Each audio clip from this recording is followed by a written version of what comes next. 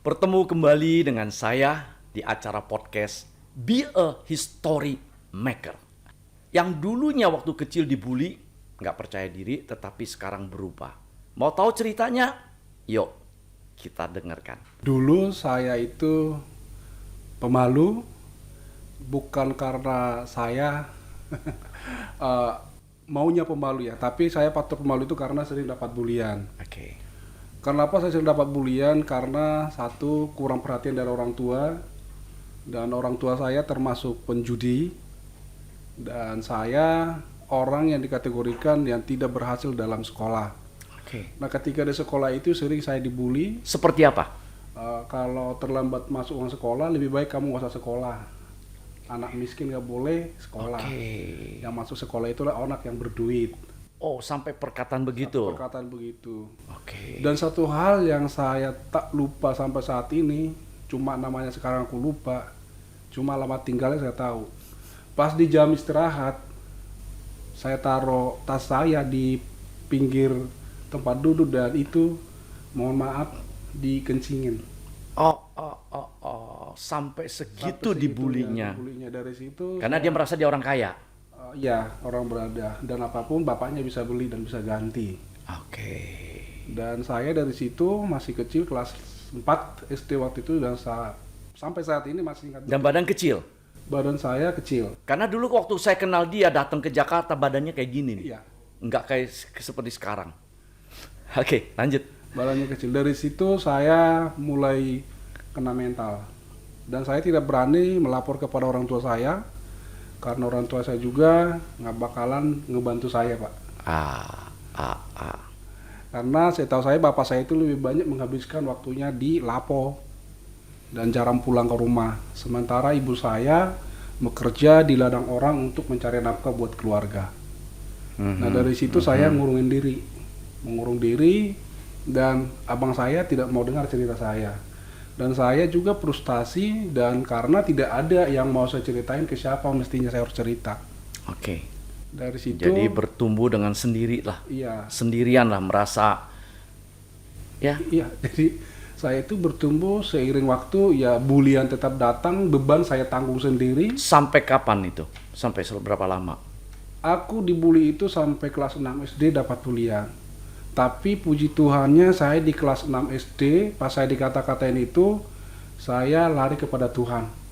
Memutuskan untuk lari kepada Tuhan, Oke. minjam, waktu itu saya pinjam Alkitab dari tetangga, dan saya mulai belajar Alkitab dari situ. Oke. Dan dari situ satu permohonan saya minta kepada Tuhan, supaya saya bisa lulus di waktu SD. Nah, tapi nggak cuma hanya di situ. Ketika saya sudah lulus di SD, saya 1 tahun tidak bisa masuk sekolah. Karena Gimana ya, Pak? Iya itu, Pak, karena orang tua nggak peduli sama anak, nggak perlu sekolah. jadi Karena saya ngurus sendiri. termasuk nggak punya uang Ya, dan tidak disekolahin. dan tidak mau disekolahin. Dan tidak diperhatikan orang tua. Orang tua yang lagi sibuk ngurusin anaknya, daftarin anaknya, mencari sekolah yang terbaik buat anak. Sementara orang tua saya nggak peduli. Dan saya sibuk ke sawah dan ke ladang. Sehingga waktu pendaftaran pun saya terlambat. Dan sudah ada seleksi pengambilan NEP waktu itu. Dan saya sudah tidak bisa masuk. Dan saya menganggur. Setahun. Tahu. Oke. Terus bagaimana berikutnya bisa sekolah? Saya dibantu oleh bibi saya, bahkan bayar pun mereka. Pas mereka tahu saya nggak sekolah, mereka sedih, mereka marah sama bapak, tapi udah nggak bisa berbuat apa-apa. Dicoba untuk masuk pakai jalur orang dalam, ternyata kuotanya udah penuh, nggak bisa. Dari situ saya terus kena mental, dan sampai saya nggak mau bicara sama siapapun. Dan ngurungin diri waktu itu. Oke. Dan saya lebih baik bangun pagi tidak lewat itu, langsung ke sawah. Saya termenung dan saya ngumpet di bawah pohon kopi dan Oke. bermenung di situ. Terus bagaimana Bang berikutnya? Di tahun berikutnya tetap kena bully sama angkatan saya. Mereka sudah naik kelas Oh, dan saya mereka baru kakak kelas. kakak kelas saya. Dan itu tetap saya pendam sendiri. Tapi puji Tuhan sih tidak berlarut-larut sampai di situ. Saya masuk di jalur SMP waktu itu, ketemu dengan guru yang benar-benar peduli dengan saya. Oh, puji Tuhan. Ya, dari situ saya mulai diajar dan saya mau belajar dari situ. Walaupun ada bulian, saya sudah berani untuk melawan karena dari situ tadi saya udah belajar firman. Oke. Dan seolah-olah Tuhan itu dari SD udah menolong saya. Amin. Dan tidak hanya sampai di situ, saya juga kadang-kadang tidak mau ambil sekolah lagi. Udah sempat karena orang tua saya juga kena bully sama orang tua murid lainnya. Karena sering gali lubang tutup lubang untuk mencukupi biaya sekolah saya. Dan saya ingat betul saya dipukul guru olahraga waktu itu gara-gara saya tidak punya training olahraga, Pak. Dipukul sama Guru sekolah, guru iya. olahraga. Iya, dipukul sampai ini berdarah-darahnya hitam. Dan saya kesakitan betul. Dan itu berminggu-minggu sakitnya saya tahan. Ya, saya tidak menuntut ke orang tua saya karena saya tahu orang tua saya tidak ada uang yang untuk beli training sekolah. Dan saya coba pinjam sama setiap jam pelajaran olahraga, saya pinjam training dari tetangga. Kalau tetangga laki-lakinya nggak ngasih, training perempuan pun saya mau pakai. Yang penting ada. Oke, baik. Dan Baik. itu pun kadang-kadang kotor. Malamnya saya pinjam, langsung saya cuci, saya keringin, dan besok paginya saya hangat-hangatin di samping api sambil Supaya masak, kering. supaya kering dan Bisa dipakai bisa dia. dipakai. Itu sampai SMP. Oke. Masuk di SMA. Dari SMP memang bakat saya, guru sudah melihat. Dari kelas 2 SMP saya sudah punya talenta yang Tuhan berikan kepada saya dan guru mendukung saya. Apa itu? Ketika ujian praktek, saya nggak ada bahan-bahan, guru-guru yang mau support saya beli bahan-bahannya. Apa tuh? Untuk apa? Contohnya saya itu tata boga dan Oh, tata boga. Masak memasak. memasak dan Oke. menjahit waktu itu. Ketika saya tidak ada jarum, dikasih guru. Ketika ada benang dibelikan. Ketika alat-alat yang lainnya juga nggak ada, dikasih guru. Oh. Seperti itu.